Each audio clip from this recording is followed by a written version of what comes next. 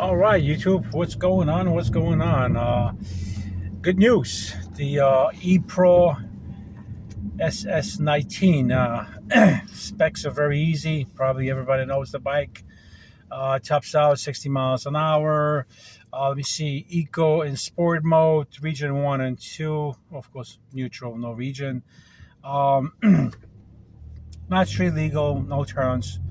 Just a brake light, headlight. A bunch of different sensors like Suron, tilt sensor, what else? Brake sensors and things like that, which I actually do like it.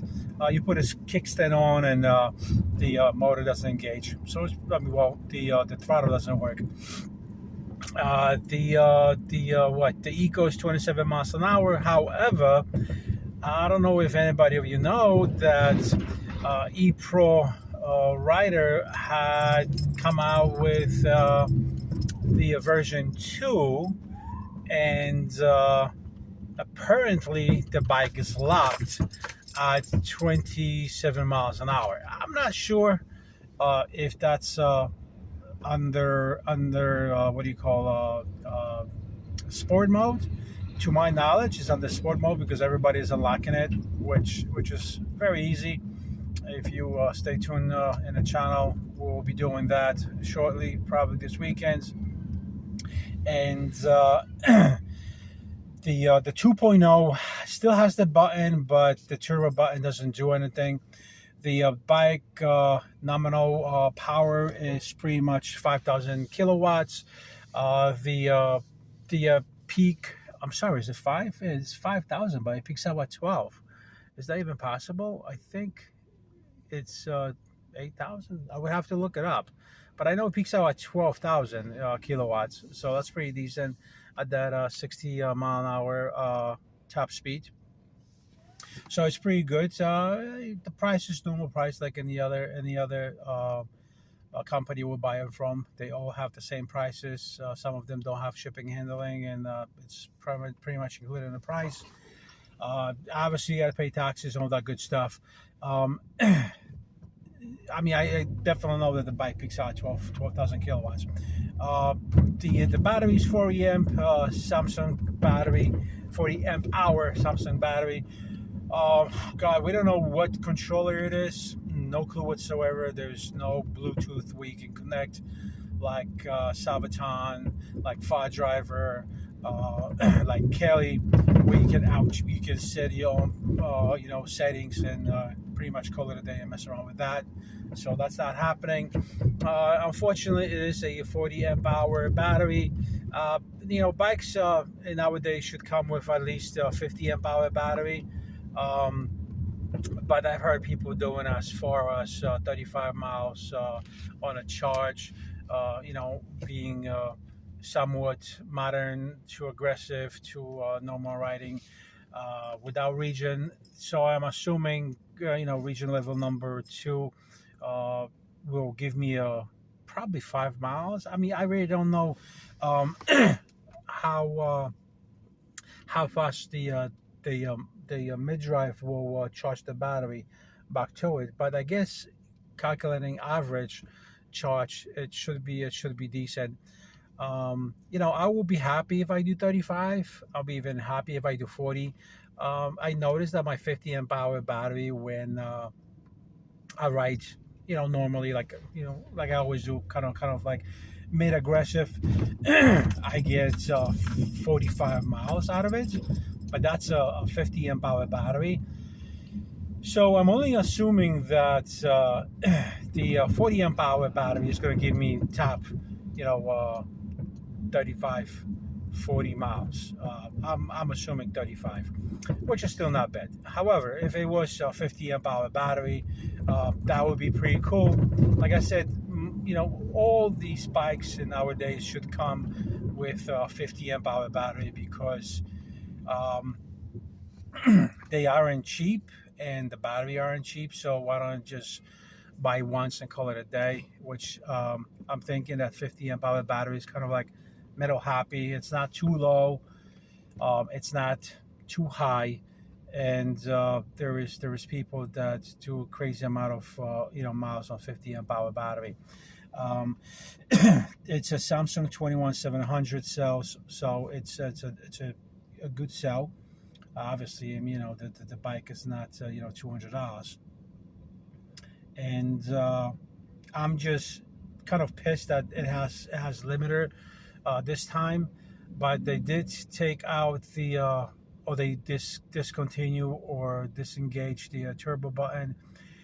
It always peaks out of 12,000 kilowatts, so that's pretty much a good feature to have. You don't have to play around with the buttons and do crazy things with it. Um, so that's pretty much a good deal. Uh, the back tire is fatter than what the version 1 had. Uh, the front tire is the same like the version 1 had. Um, what else? What else is different on the version 2? The forks now have a logo of ePro SS or ePro. I'm assuming. I know it's their brand name on the front forks. The suspension, I believe, is KKE or DNM. I believe it's KKE because I wasn't really too excited, too happy about the whole thing. I'm not sure how heavy duty is that suspension rear shock. I'm using on my bike 780 pounds, so I'm hoping this is not the 550 pounds, because that thing was a little bit too light for my weight. Mind you, I did lose weight, so I'm at roughly somewhere about 230, but you also got to understand that I usually, everybody else carries a backpack with a charger and their own personal stuff, whether it's for work or toolbox and things like that. So you got to remember that. There's potholes everywhere. The version 2 has made improvements to a battery. I'm not sure that's a battery. I don't think that's a battery. I think what it is just the settings on the controller, because people were claiming that in version 1 at 40% of battery the bike will be slowing down, and then so on and so forth, 20, 10, 15, blah blah blah. Where right now it slows down like all the way at the end, like 10%. It starts slowing down, so you can use the power pretty much throughout the entire duration of your ride, which is pretty cool that they have done that, because you have all that juice and you can't use it because the controller is slowing you down. Can you connect a different controller? Of course you could. I looked at the connectors for the ePro, and they aren't cheap. They're about $11 on AliExpress. Well, already with wires, so you don't have to mess around. But something to look into if you want to use the same batteries, 72 volts, and different controller. Far driver will fit probably right in. You might have to come out with a bracket. Salvaton, I'm not sure. They pretty big and bulky, so everybody is moving away from Salvaton, and that's why they're so cheap on AliExpress, because nobody uses them because they are bulky. And there's one version that will have 200 amps, and there's another version that is unlocked, which nobody gives you any warranties, nothing like that. But also, when is it that China is going to honor their warranties? That almost never happened. You always have to go through AliExpress or your credit card to do your claim.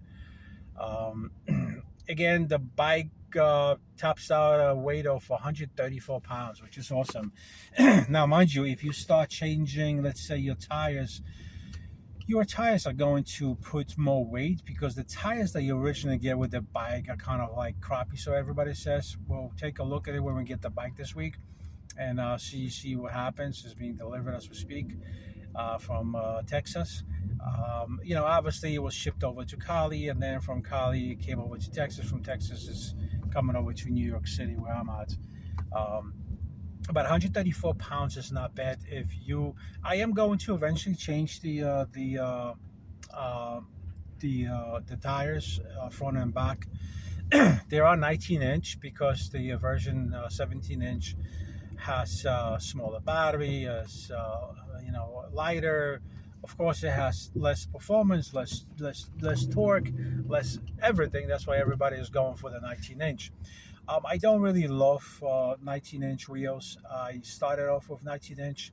I found that 17-inch very easy to move around, to kind of control the bike. You're not as high as you would be with 19-inch, plus I guess the 3-inch the tire. So that's like probably 22, 24, something like that. My Stealth Bomber, I have 3.5-inch tire in the back. These are 2.75, so it's 2 3/4 white tires at 19-inch. They are a little bit heavier than the stock ones, but they have a good grip. They're good on road. They're good also on off road, kind of like all season situation for your car. It's pretty decent. Do I want to put out knobby tires? You know what? No, but it actually comes with knobby tires. So we're going to use the tires until they're done. So probably I'll be able to do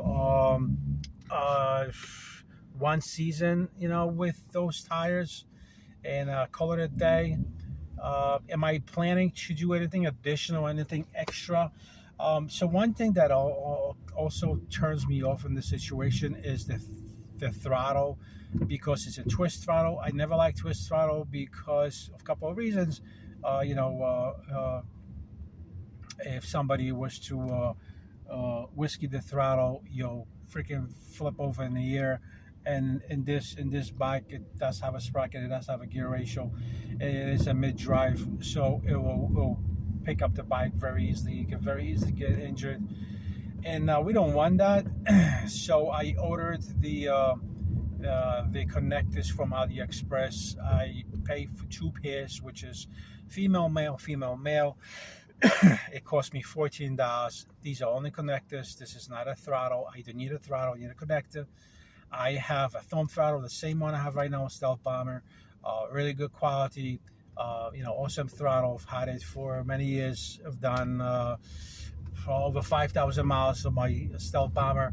It went through lots of changes. It went through lots of improvements and some downgrades, I might say, but it is what it is.